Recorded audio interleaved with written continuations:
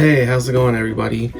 So I decided to make part 2 of the video I made. The first video's link will be in the description below. If you haven't watched it yet, I recommend it. I decided to make another video that goes more in detail about the bar exam, or at least what it's like to really take it, like while you're sitting there. So the first video was a little more general, so I decided to make something more specific for the viewers. So I realized in the first video that I actually left off a clip, and since that clip is more specific to test day, I just decided that I was gonna put it into this video, so don't get confused when my outfit changes or anything like that. But that clip will be added right here. So you might be wondering about the actual process of taking the bar exam. So it takes a while for everybody to get settled in since there's so many students, and once everybody is settled in, the instructions start, which take a while as well. So a lot of time actually gets spent just with instructions, waiting in line to get into the test center, and having everybody settle in. So once the instructions are done, you will start the exam, and if you're taking it on the laptop, there will be 2 different answer keys, one for the morning session, one for the afternoon session. So for example, you'll have your morning session document and you'll get 3 hours. Exemplify actually keeps track of the time. If you're taking it in a handwritten way, then you probably should bring a timer so you keep track of time. They'll probably only call it once or twice, so you'll really need to be on top of the time yourself. If you are taking it on a laptop, you have, or even if you're taking it in written form, you have access to all 3 questions. So you could bounce around if you want. You could take it in whatever order you want, and you'll just have the full 3-hour period to do those 3 questions. So it's very important that you keep your track of time. They estimate 1 hour per each question, but they don't usually, at least in my case, they did not call time every single hour, so you would not know how much time is left. So Exemplify really helps out. If you're taking the essay form, like I said, definitely bring a timer with you so you can keep track of when each hour is actually over, to estimate how much time you have left for each essay. For me, I actually took the entire time, so it's very important that I was keeping track of time at all times throughout the essays. For the second afternoon session, it's basically the same idea, except you get 3.5 hours, since there's a CPT you have to do, and you need to really keep track of time there too. The CPT, at least in our case, was actually sort of complicated to understand, so you should definitely have a little extra time. I spent probably 1:45 to 2 hours on the CPT, and then I spent the rest of the time on essay 4 and 5. So keep those things in mind. On the second day, you're actually not allowed to bring highlighters or anything. They're more restrictive on the second day compared to the first day. On the first day, you could bring a lot of stuff with you, even pillows. On the second day, you cannot even bring highlighters or pens.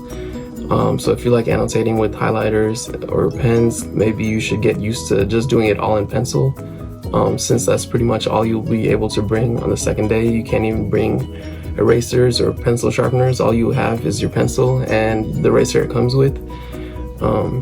So definitely keep all of that in mind. The second day is 2 3-hour periods.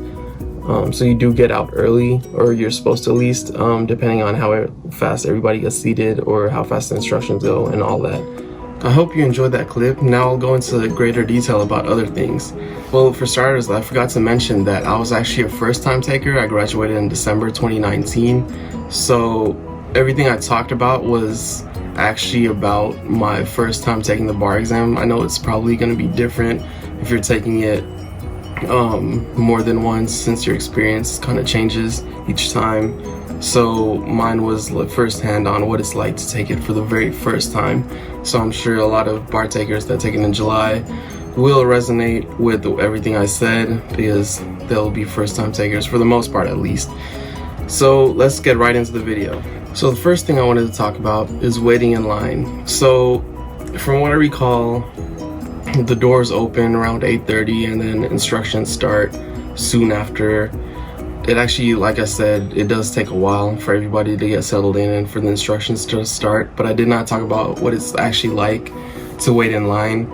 So the line, at least at where I was at, the line actually is extremely long, so I highly recommend you get there at least 20 minutes before the actual start time, and just stand in line. You really don't want to be at the back of the line or anything like that. I actually ended up in the back of the line during the afternoon session on the first day, and by the time I actually got all the way inside, the instructions had already started.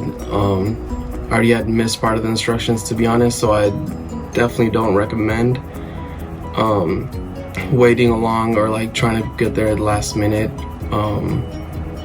Yeah, because they will not wait for you.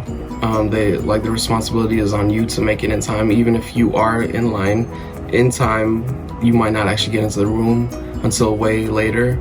So that's something to keep in mind. So the second thing I wanted to talk about, when you read through the instructions for the first time, I almost feel like some people didn't read it all at all, but who knows. When you read through the instructions, you realize that you get a chapter 6 notice for almost anything you do wrong, even if it's not intentional. So I would recommend that you read through the instructions very carefully. They will give you chapter 6 notices, and from my understanding, that's essentially telling you that you violated the rules that were within the instructions. So I would highly keep that in mind while you read through it. I actually read through it once ahead of time, and then I read it once again about 2 nights before to make sure that everything was fine. You really don't want to get in trouble on your big day, so that's something to definitely keep in mind. Read the instructions carefully, and like I said, the rules are very restrictive on the second day of what's allowed and what's not. So I would keep that in mind as well when you're reading through the instructions. Make sure that you understand what's allowed during the first day and what's not allowed on the second day. There are people that even forgot pencils and whatnot for the MBE, so definitely be prepared is another thing I would recommend. So the third thing I wanted to talk about was what it's like to actually get into the room. I kind of discussed it in the previous clip that I added to this one, but I'll discuss it in further detail here. So essentially, when you get to the doors, after you're waiting in line for a while, you finally get to the doors, somebody will check your ID and make sure that you are the right person, and they'll also maybe take a quick glance at your bag with everything you brought to see if anything is prohibited. That's another place that you would want to be careful, because you will probably get a chapter 6 notice unless they're just being nice and let you slide that time. So they check your ID, like I said, at the door, and then you walk in. Somebody will help you. You could ask proctors where your seat is. They might be able to give you a general direction on where to go, but they most likely won't be able to point out the exact desk you're sitting at unless they're nice enough to take you to that desk and look around with you, but that's probably not going to happen since they have to direct other students as well. So once you get to your desk, the proctor that is designated to your area, there's actually a single proctor designated to your area that will walk around, a couple of rows. So that person will check you in. They'll look at your ID. You have to put your license or your passport on your desk, and there'll also be like a small paper with your ID and your name and everything attached to your desk. So that's another way you could easily find exactly where you're sitting. So they'll match that to your passport or your license, and there'll be a small name tag with your information on it waiting for you too, and you have to clip that to your shirt or somewhere visible. So they'll essentially, throughout the test, they'll make sure that the person wearing the tag itself is matching with the ID and the paper that's the paper that's taped to your desk. So they'll keep looking around, keep walking around, making sure nothing prohibited is in your bag, making sure that the person who's sitting in the chair is exactly who's supposed to be sitting in the chair. So that's definitely something to keep in mind as well, especially since you might get distracted. that somebody keeps walking around, passing by. Maybe they'll even stop right in front of you. That actually happened to me during the afternoon session on the second day, where the proctor actually just like stood in front of me, and she was just looking around casually at other people as well, not just me. But yeah, it could get distracting at times, so that's definitely something to keep in mind when you're studying.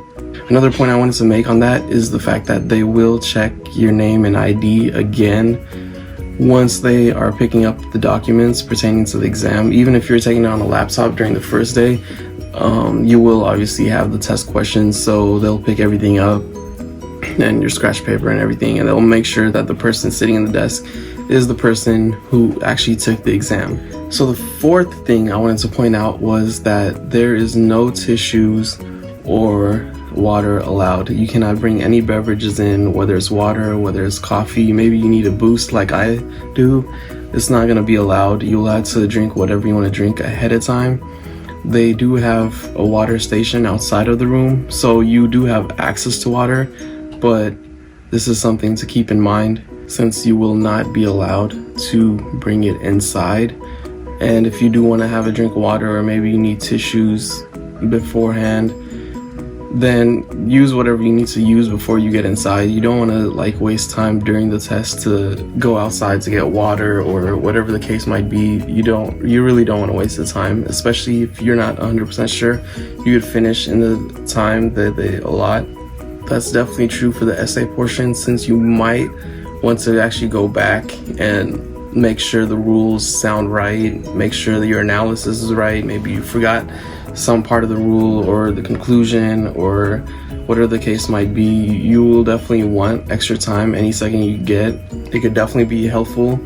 As you know, the essays are graded on a certain rubric, but it also depends on how easy you make the essay for the grader. So you don't want it to be grammatically incorrect in a way where things are getting complicated and they don't really understand exactly what you're trying to say. So I personally didn't have much time left over to look back. I did look back at my performance test for maybe 3 or 4 minutes, but that's basically all the time I had. So any time you have to spare, definitely look into that. So number 5, I'm not sure if people are really concerned about this, but this might be something that people might be concerned about. So obviously, like I mentioned, the room is actually really big. So people might be concerned about whether they could hear the speaker clearly, but the speaker at the beginning will definitely make sure that everyone in the room could hear.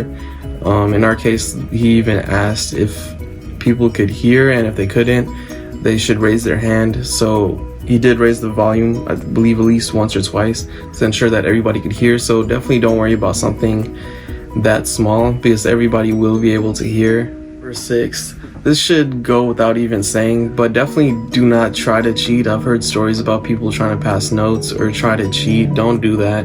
Like I mentioned, the proctors will walk around constantly, so this is not the moment you would want to get caught cheating, especially on an exam of this magnitude. Please don't cheat. Number 7, so people might be wondering if it's difficult to go to the bathroom or maybe get a drink of water, go get tissues or anything of that nature during the exam, since, as you know, they really do keep track of who's taking the exam and who's supposed to be taking the exam. So generally speaking, there is no issues with that. You could leave whenever you want. You don't have to ask for permission to go to the bathroom or leave the room. They do restrict the area in a way where you are not allowed to leave the building. If you leave the building itself, then they could pretty much stop you from taking the rest of your exam, and you'll essentially be disqualified at that point. So, but with actually like going to the bathroom and things of that nature, you do not have to worry about it. Like I said, you don't have to ask for permission. You could just go, make sure that you at least try to hide your exam. If you're taking out a laptop, there's like a function where it'll make the screen go, I believe, a different color or whatever. Like your answer document will be like protected from anybody that might be lurking. Not that I believe anybody really would, especially with the proctors walking around so consistently. But yeah, you could pretty much go outside, or not outside, but outside of the room. You go get a drink of water or go to the bathroom, whatever the case might be, and come back in, resume your exam. Obviously you will not get extra time for the time that is lost, but it's not like they'll restrict you to go to the bathroom or you got to raise your hand and ask for permission or anything like that. That won't be necessary. Number 8. So this is very important. They'll mention it endless times to you as a reminder, but maybe you're not gonna be listening because you're so focused on the exam and getting it done and getting out of there. But make sure to upload your exam. This is for the students who are taking the essay portion on day 1 on their laptops. Do not forget to upload the exam. Exemplify will save the document once you're done taking the exam, but after that it is up to you to upload the exam. It will not upload on its own once you're connected to Wi-Fi or anything like that. Our room, I believe there was no Wi-Fi anyways, and even if there was, Exemplify would cut off the Wi-Fi during the exam, and it would reconnect after the exam, and there probably wouldn't have been much time to upload your exam anyways. But in any case, make sure you upload your exam once you get home. They give you, I believe, almost 48 hours to upload the exam. We took the essay portion on Tuesday, and then by Thursday we had to have the exam uploaded. They will take points off. I believe it's 10 points per day if you do not upload it, and then to a certain point they just won't let you upload it at all, so you basically will fail the exam. So definitely remember to upload your exam. Number 9. So this one is also an obvious one, but it's definitely something to think about. Remember to breathe. This is a very important time in your life, and I understand that you might get nervous, you might get frustrated, you might be mad about the essay questions or mad about the way the MBE questions are worded or maybe the answer choices and so forth. But remember to breathe at all times. You won't be able to do well if you're frustrated or letting your emotions cloud your judgment. So you need to be thinking clearly at all times so you can function properly. So remember to breathe, remember to stay calm as you could be. Don't get too caught up on the way the question is worded or any of that. Just try to do your best.